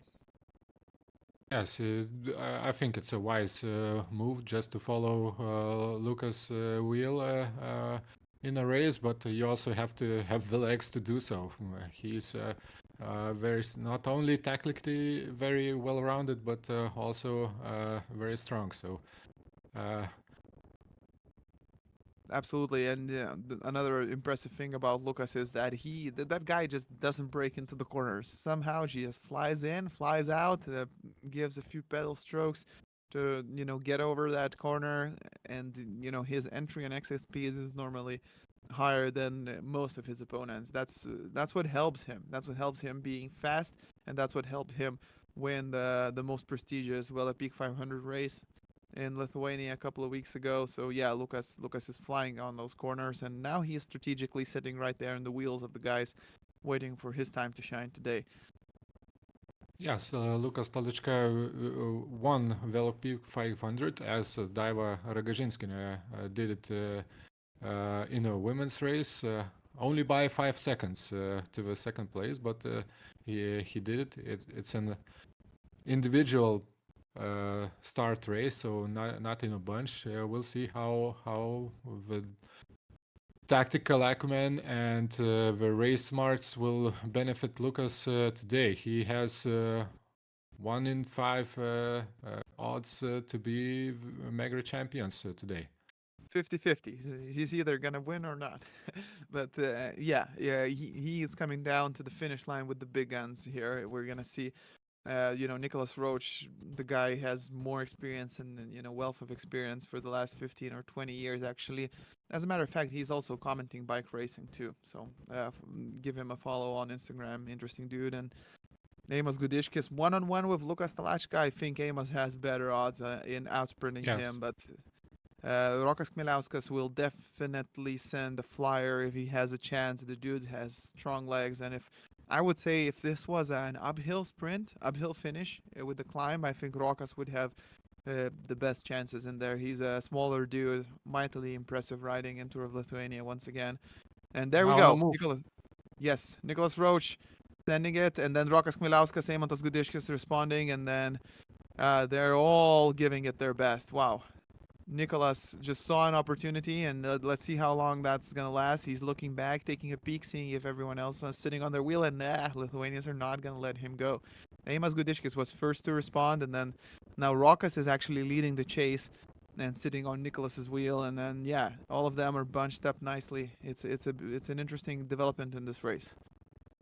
The road went a little bit downhill, so it's easier to hold the wheel in a slipstream, but still they won't ride just the 5 of them to the finish for the sprint. Nicholas Roach is intended to break apart this group and break away from them. Absolutely, yes. I actually spoke to Eimantas Gudiškis, who is now in the shot yesterday, and he said he's back in good shape ever since he won a race last year as well in Cholet. And I actually asked him about his secret training tips, which bike he rides the most, does he like the gravel, and he said 60% of his training is actually done on the road bike, and then 30% on the gravel, 10% on the mountain bike, and he rides that bike whichever the race is there on this week. The guy loves to race. He's on a lot of races here in Lithuania. He's absolute beast. Numerous mountain bike, road, not the road champion, but mountain bike gravel champion. Yeah, he's an absolute unit. Now approaching the outskirts of Zarasai, still some forests interrupting our live coverage, but the group now is, I would say, the tension is very high right now because you have to be very, very alert. The fatigue is huge, and some slower riders from the other course are approaching. You cannot afford to make a mistake right now, because if you do, you lose the race.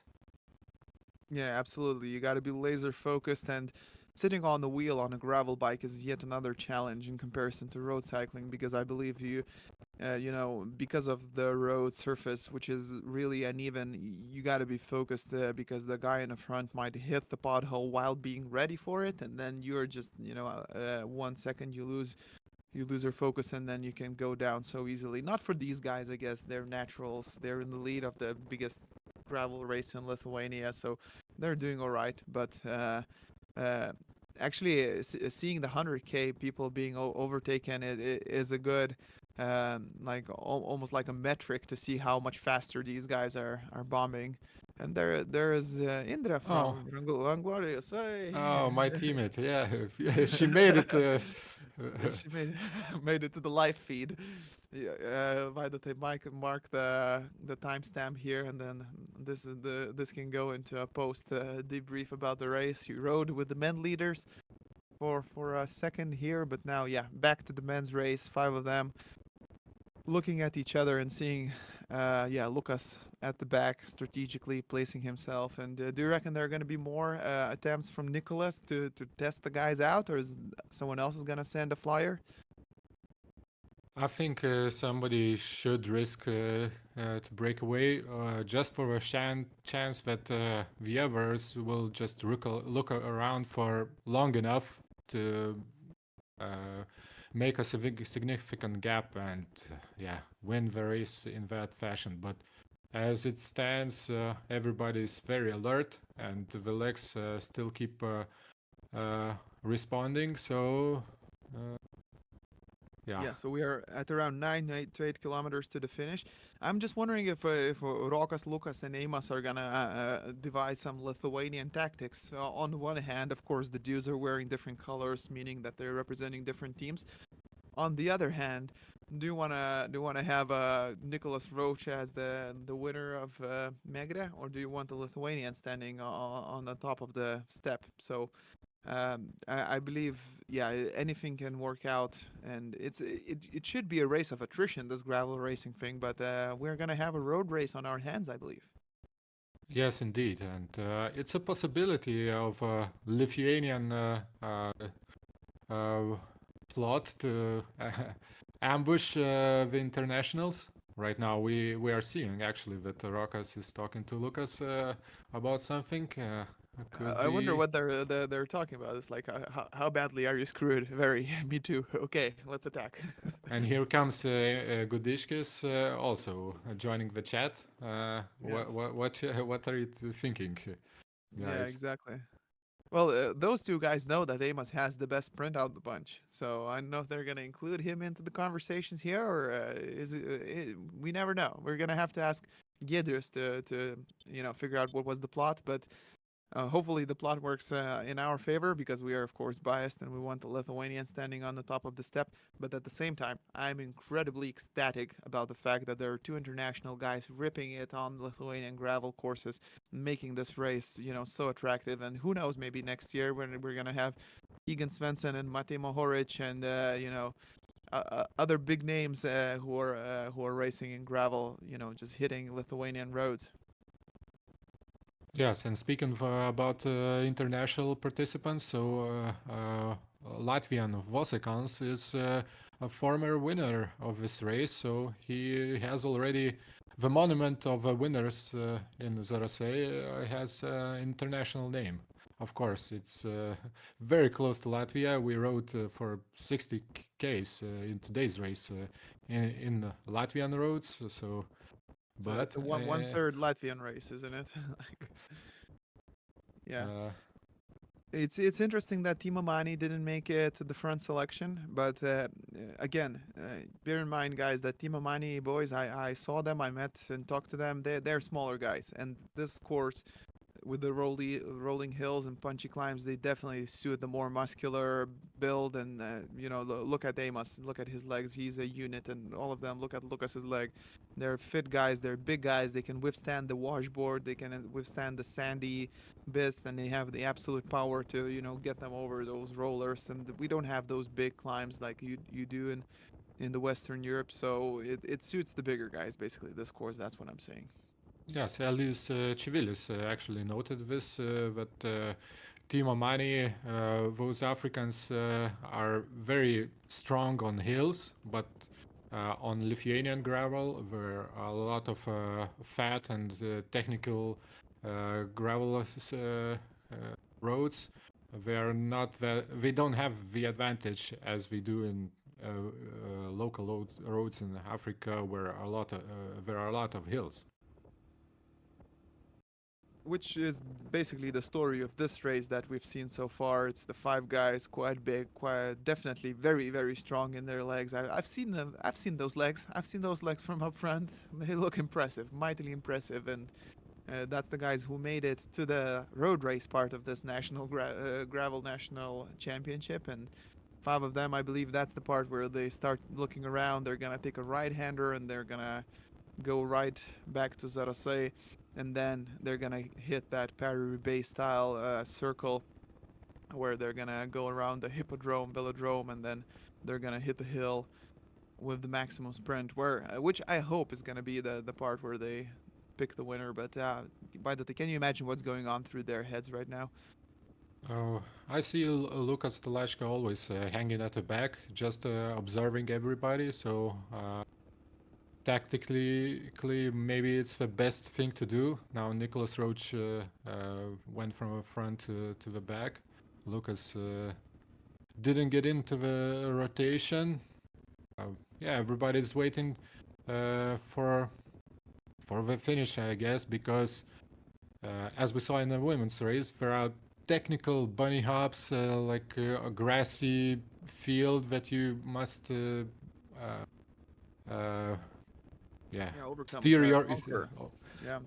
steer technical way. So right now, as we saw, they are riding downhill very fast. I imagine that the gear ratios are even not enough to push harder on the pedals and to get away on such smooth downhill tarmac. It's impossible. By the way, here we see a Chase group actually, and then that's a new top team cycling kit, isn't it? It's a Dolgovas and Michelis, I believe, the two big units, big guns from Top Team Cycling, and they're made it to the live TV again, displaying the beautiful kit of theirs, their team, and then they're chasing this lead group, which is steadily and fastly approaching the finish line here in Zarasay Island, and they're all five of them bunched up together, and we're gonna see which one of them has the strongest punch in their legs. As Mark Cavendish famously said, it's not about who can sprint the fastest, it's about who can sprint the fastest when they're fucked. Pardon my French. So this is going to be exactly the case on this situation, because the dude's been racing for 159 kilometers and then they have to sprint. Yeah, I've tried it once. I don't want to do it again. My sprint was 350 watts probably. So yeah. As we look at the chasers from Top Team, they are still on a gravel road, so are quite far back. Yeah. They won't make it to the front. No chance. And also, as we saw in the front, we got 3 Lithuanians, so that's all your podium for the national championship, that race within race. But also there's elite, actually, pardon me.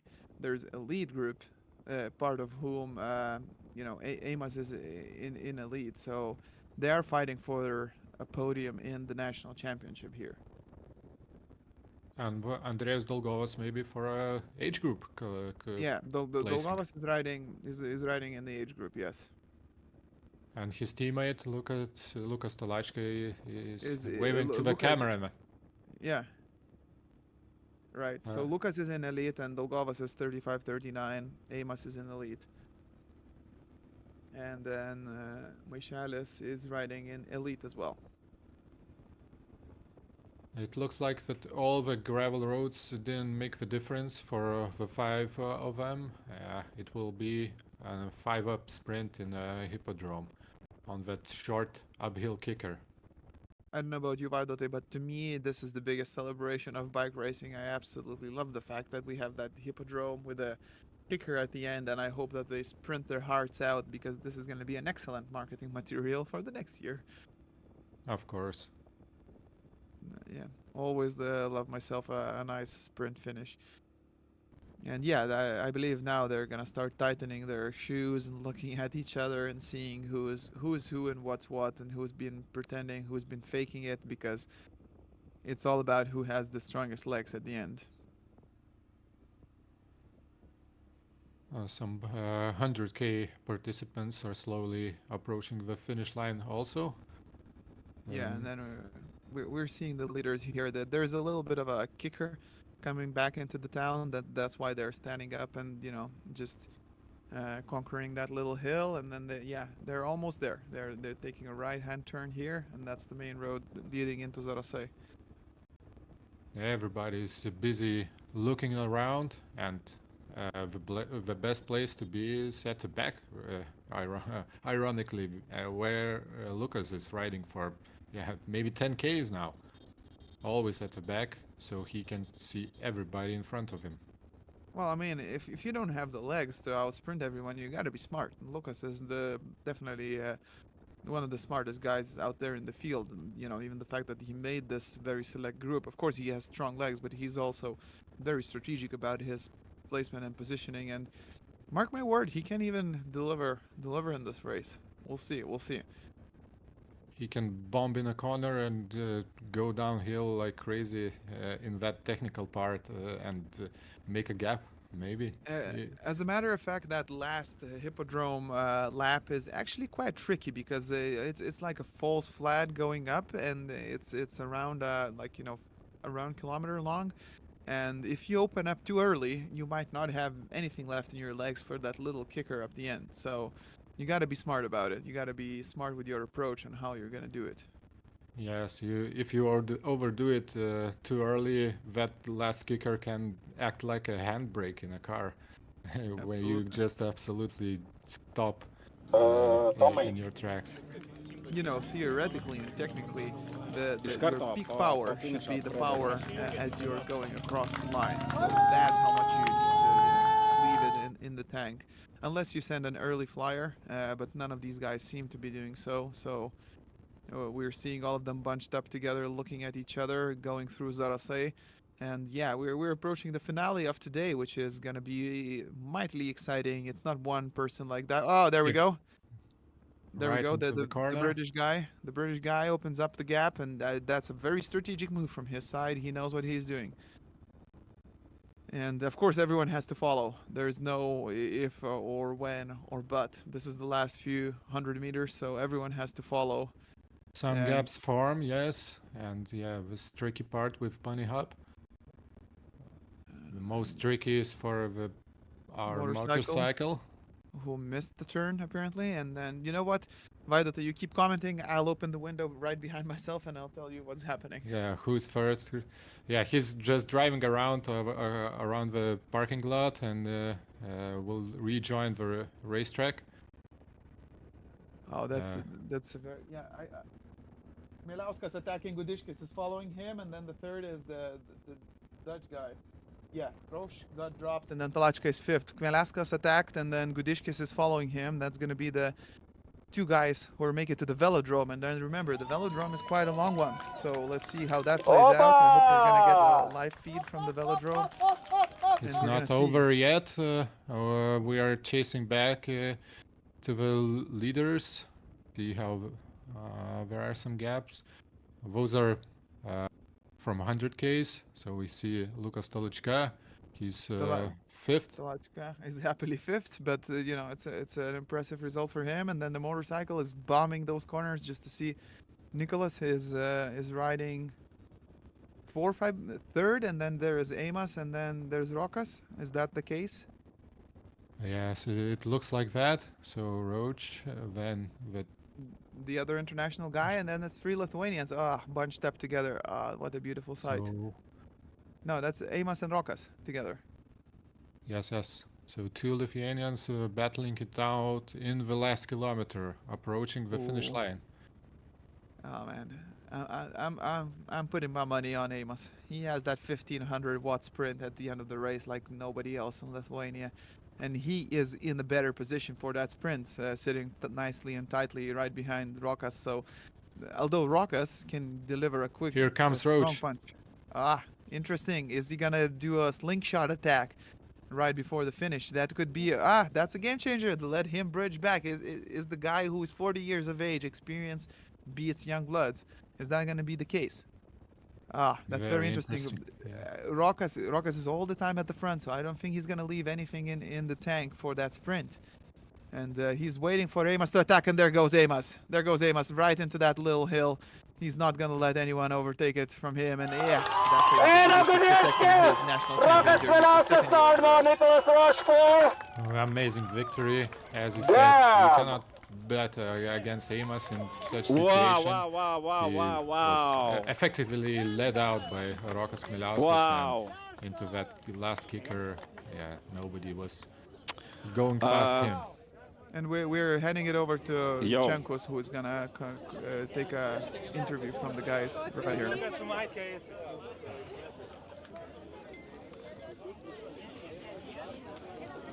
Yo, yo, yo, yo, yo. Right, guys, we have emotional finish. There was some emotions, celebrations, and frustrations at the 150 kilometers gravel Series Megre stage. Yeah, everybody disappeared. They reached the sprint finish of the 5 guys was there. Well, actually, the four guys. And yeah, I cannot find the winner. Oh, there's the wife of the winner. Yay!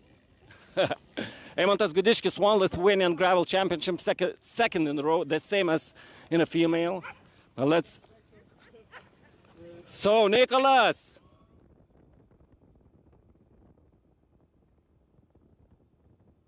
A little bit short in the finish, but it was super good, super fast, quite technical, a lot more technical than I expected. You had some treasures there, had some secrets for us. Yeah. But yeah, good finish. Fourth, I'll take it. You take it. I see that at the finish, your lady didn't sprint. I tried, but I just didn't have the acceleration, so I completely exploded just 50 meters into the climb. Good. It was amazing watching you live, you know? Thank you very much. Attacking, I saw your attack. Yeah, I tried to attack a few times. It's more fun when you're in the attack, so I said, why not? Also, I saw lots of discussion, talking. What were you talking? All chatting all the way on that tarmac. All the time, guys chatting and chatting. What the heck we were talking about? We're giving out to each other. We're trying to make each other work a bit more. There was a lot of not a lot of cohesion in the group. There were too many tactics involved, so we're all kind of giving out to each other a little bit, but in a nice way. Okay. Emotions. Looking forward to your party tonight. Whoa, that's the correct answer. Congratulations, you won $1 million. Thanks, man. Thanks. Okay, let's go to talk with Lucas. Lucas Talachka, top team. Yeah. We need to talk now English, Lucas. No. Lithuanian. Yeah. Lithuanian. How did it go? Hard. Very hard. Where did you find so much dirt on you? At 59 kilometer, I think. Oh, that's swamp. Yeah. We put salto in that mud. No. Yeah. It's crazy. Crazy. Enjoyed? A lot of sand, forests. It's not Lithuanian gravel. That's exactly Lithuanian gravel. Yeah. What's your place? Fifth place. So the last one of the group. Yeah. But, Not a sprinter guy. Not finish in that group. Yeah. Be weakness. Weakness. Okay, next time. Yeah.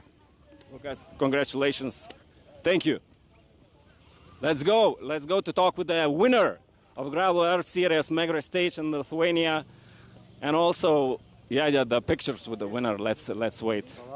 Media, most popular girls. Yeah. Okay, we're in a live. Eimantas, congratulations. Thank you very much. The commentator said, if this guy gonna come going to the sprint line, so watch out for this one, and he made it. Yeah, I was waiting for this finish about 20k, but in the last 2 kilometers I got very strong attack, and I think it's over, but never give up, go to the end, and when I saw a finish line, I know it's mine. Yeah. Thanks. You knew you have your win just before the climb or when? Sorry? When do you know that you're gonna win? Just before the climb? I feel very good in the last 20k, so I wait for the finish, and I hope everything will be okay, and I can make a good finish. Congratulations. What's your next plan? To the party. Again, correct answer. Yeah. Nicholas clapping. Okay, Job is done. Now it's time to celebrate. to celebrate, of course. Look at this. Wow, Lucas. So much dirt. You'll see in the mirror yourself. That's just crazy. Okay, where are the other guys? We have. I believe we missed a little bit. Yeah. So crazy finish. I saw the Arno from Classified frustrated. I think he finished third, right? Something like that. So first was Eimantas Gudiškis. Second was Rokas Kmeliauskas, also Lithuanian Energus team. Yeah, what's up? Just finished? Galima lietuviškai? No. Yes. Just finish. Just finished. Hard. Okay. So, how did it go? I think 6 6. in general. Yeah. Okay. I'm happy. Oh, we see 4.33 watts per kilogram. In 5 hours. In 5 hours, 334 watts. That's what it takes you to the 5th place of Megre Gravel here in Gravel Air Series stage. Yeah? Drink, Vytautas, let's go. If we'll find the Arno, but I think that he just rode away Rokas Kmeliauskas. Yeah. Okay. Yeah, I cannot find. So, guys, I think that that's it. Oh, Kmeliauskas. Oh, yeah. Let's go. Second place. Rokas Kmeliauskas. Rokas Kmeliauskas, the live stream. Second place winner. Second place winner. Jo, tai ką komentarą? Yeah, but in English. The race was really nice. I like the gravel section, but it was a lot of also like pure sand, yeah. So it was nice, and I was trying to be in the front all the time, and was watching also good riders. So yeah, all the time in the front, and many attacks. I ran away with like 8 or 6 guys, like 50 kilometers to go, and then till the finish line we all together. I tried to run away, but it was no chance. I don't know, maybe the feeling wasn't that good. So yeah, and at the finish line I was in the first position before like 200 meters to go, and just Eimantas Gudiškis sprinted me and he won. I was second. Yeah, we saw it basically on live stream, man. We were filming. I don't know if you didn't know. Yeah. So yeah, that's the race. I like it. You like it? Yeah. It doesn't look like it. Where's your emotion? Emotion. So, okay. yeah. Are you happy or just you could? What do you think? You could win? Of course, I was thinking about the win, but yeah, it's cycling. You never know how you can finish. So yeah. How was it was riding with Nicolas Roche and Arno from Team Classified? Yeah, there was some Belgium guys. So they're pretty strong. It was nice to race with them. They make the race in bigger level. So that's really nice. Yeah. Yeah. What's your plan? Today, shower, lunch, and then party. Yeah, correct answer again. Three correct answers in a row. Yeah. Congratulations with a silver medal. Thank you. Okay. So that's our lounge zone. There's something. The people hanging out. Yeah, I think, guys, for me it's over. I don't know.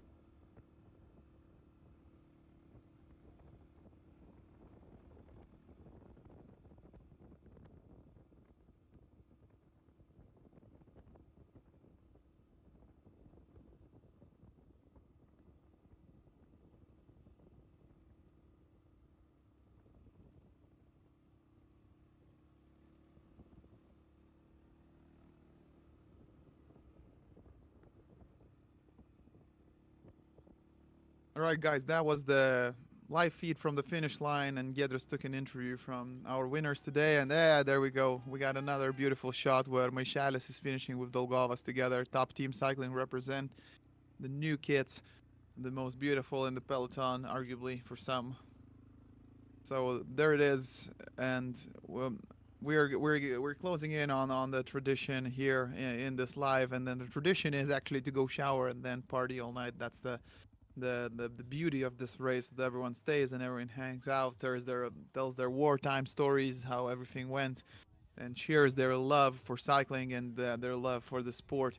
And that's it from us for today. Vaidotai, do you have anything else to add for the guys? Yes, thank you for all and everybody who watched our live stream, and until next time. Yeah, absolutely. Thank you. Thanks a lot, guys. Thanks to Laurinas 555, Simulator Academia, Šviesos Kambarys, and all the other ones who contributed to this. And we're ending here. Thanks. Thanks.